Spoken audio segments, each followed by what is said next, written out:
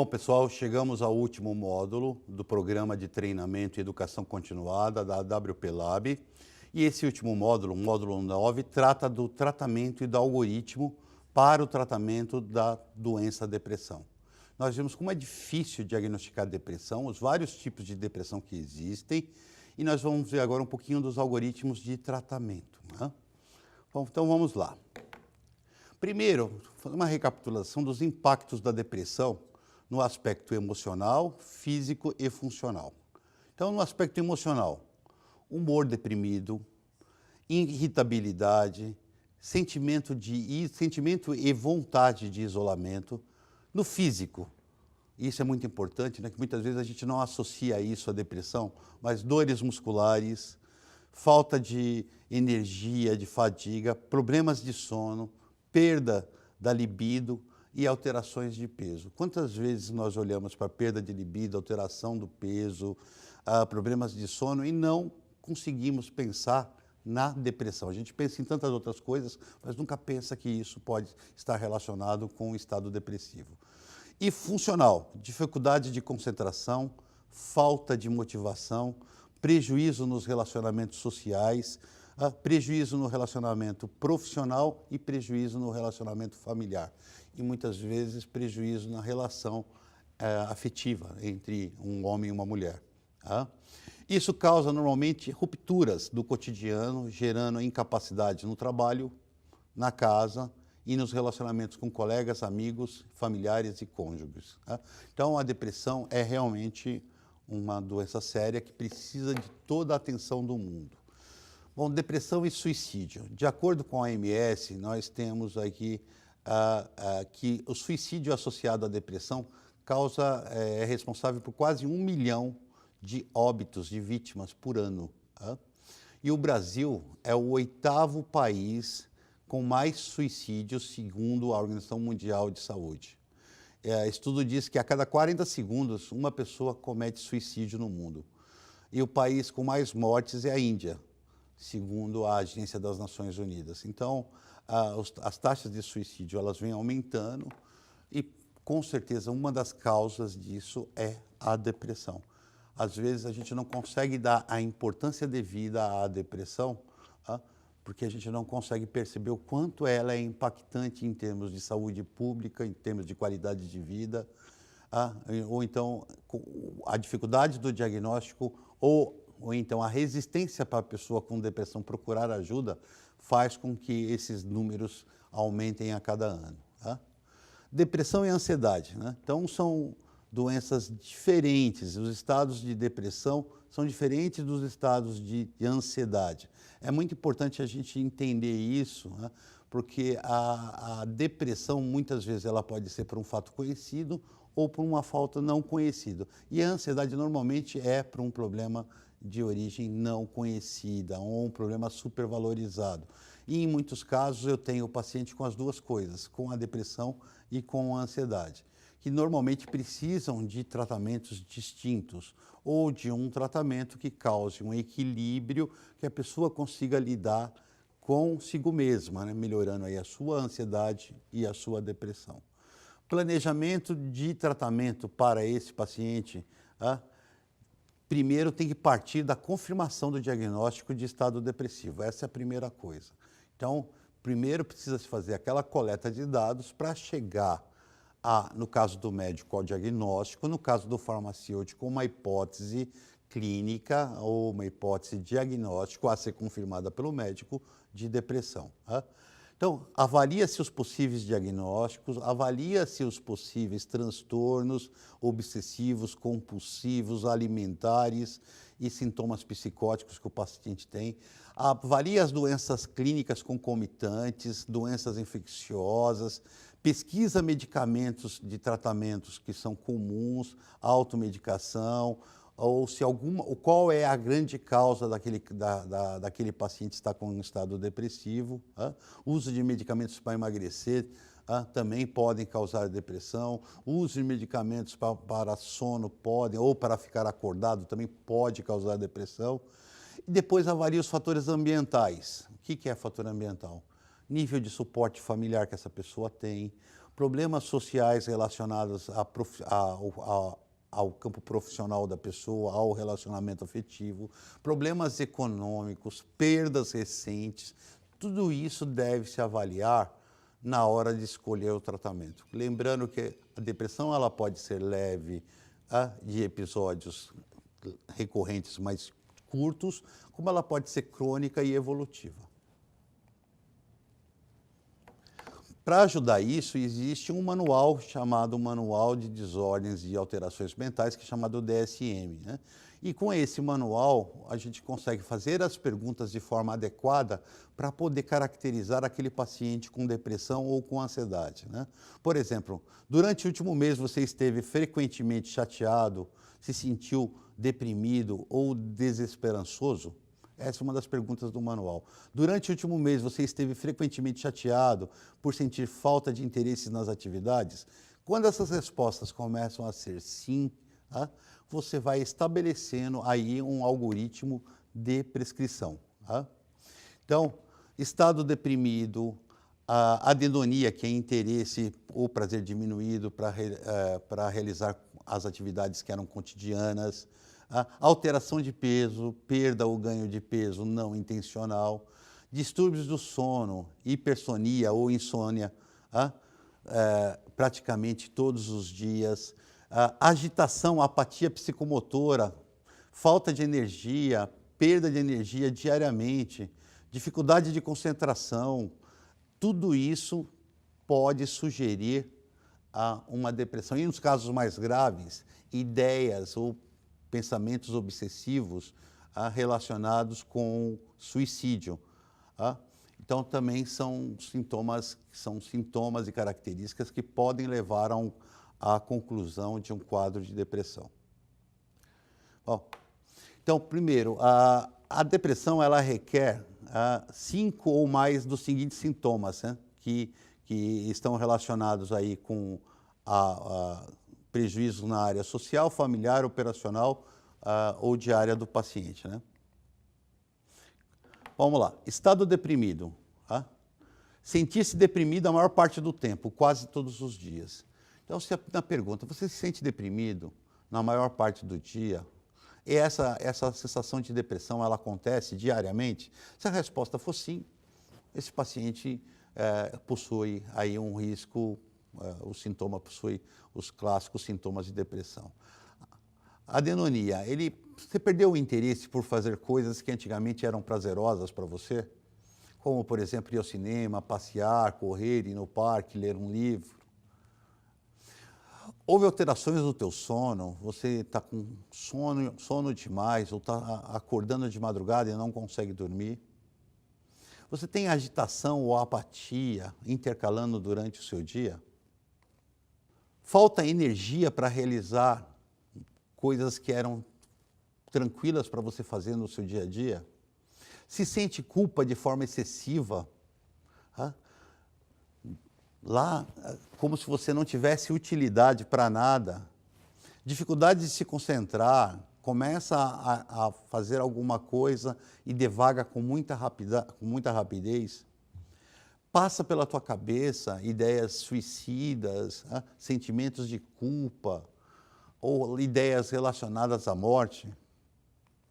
Então, se pelo menos 5 dessas 9 perguntas forem respondidas como sim, o conselho é procurar ajuda médica.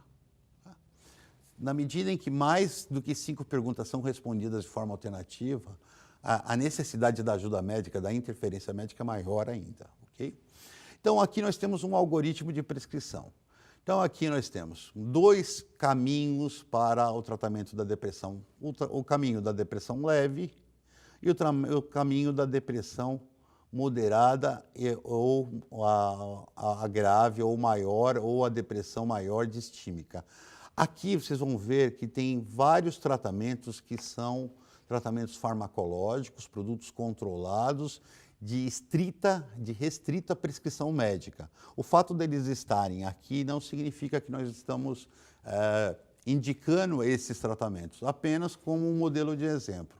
Existem tratamentos que são mais leves, tratamentos com outros produtos que são de suporte e que podem ajudar, como tratamentos homeopáticos em alguns casos. Na dúvida ou na presença de sintomas mais graves, o ideal é sempre encaminhar para que o médico faça o diagnóstico. Então, aqui eu tenho depressão maior grave, que vai desde tratamento com os inibidores clássicos de recaptação de serotonina, benzodiazepínicos, inibidores da monoaminoxidase, até terapias mais invasivas. Tudo depende do estado do paciente. Nesses casos mais graves, o encaminhamento para o psiquiatra e depois para o psicólogo é importantíssimo. Existem outros modelos de algoritmo. Então, vários livros e vários autores, vários trabalhos científicos mostram esses algoritmos de prescrição para várias doenças. O interessante é você procurar esses algoritmos e usar como um guia para que você faça a caracterização, para que você faça a coleta de dados e principalmente como roteiro de coleta de dados. E depois para que você faça a análise situacional, a indicação terapêutica e o acompanhamento, ok? Sempre lembrando que os tratamentos sempre passam por três. Suporte, que é o tratamento dos sintomas apresentados. Psicoterapia, que é o tratamento baseado na relação do paciente com o profissional terapeuta.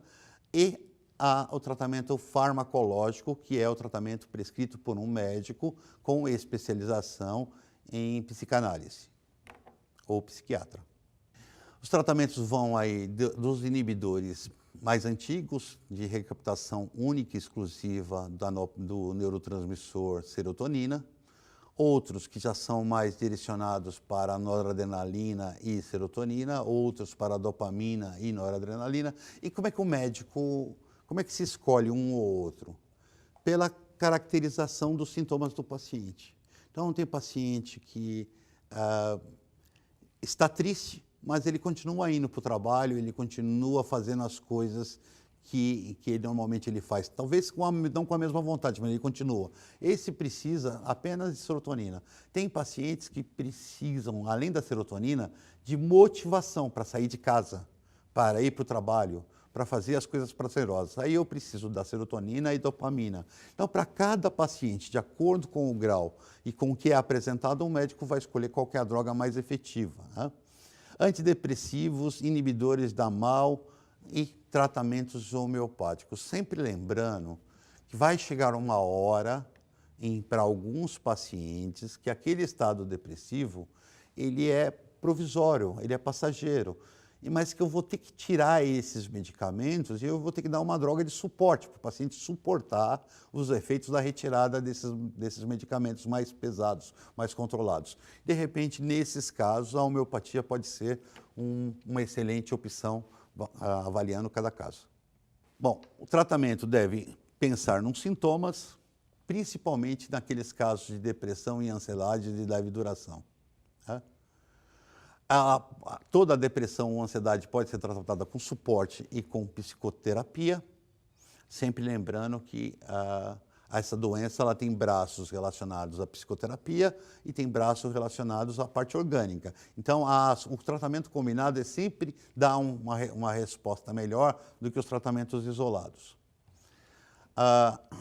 Muitos pacientes necessitam de combinação de drogas, essas drogas são controladas e normalmente essas drogas dão efeitos colaterais.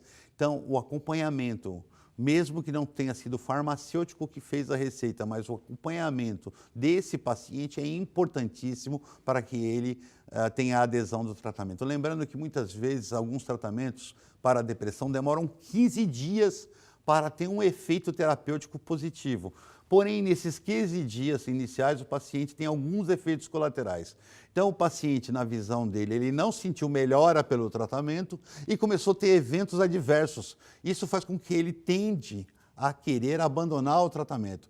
Por isso, o acompanhamento de um profissional farmacêutico é importantíssimo para que o paciente tenha adesão ao tratamento e isso se resuma num sucesso terapêutico muito maior.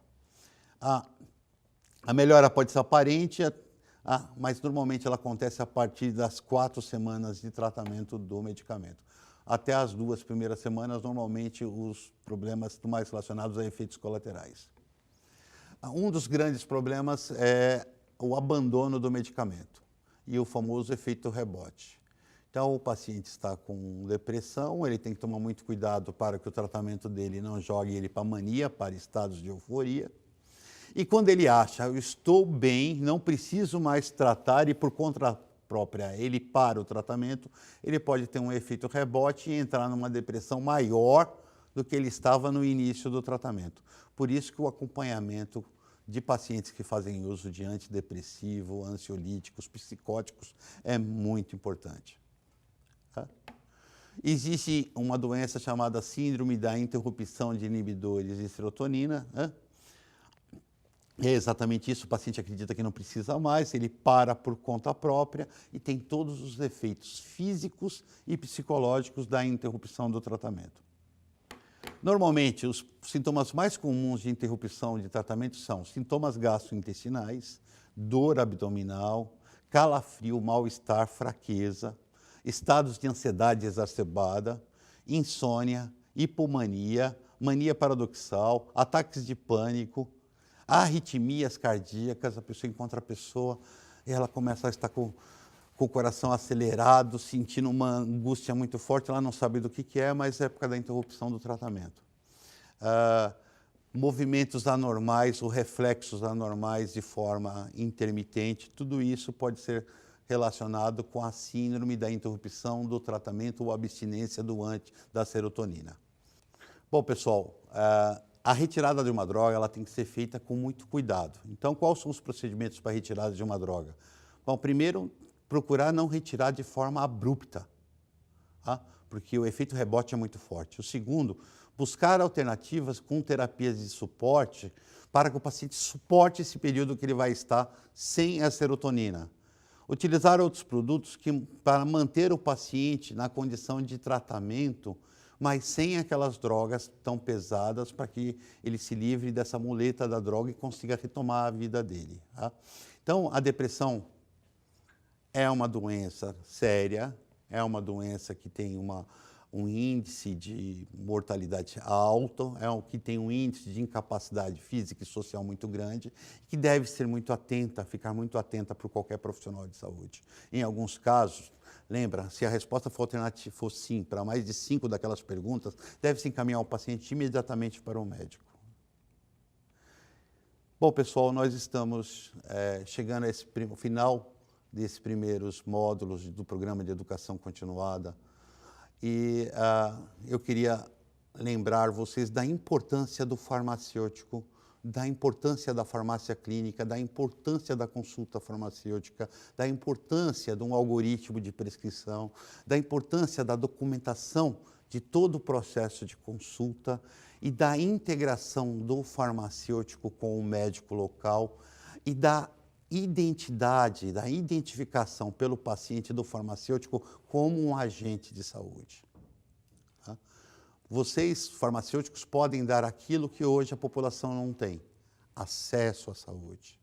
E podem fazer o encaminhamento e a triagem de pacientes que precisam ser atendidos com prioridade no serviço público. Pensem nisso e muito obrigado pela atenção.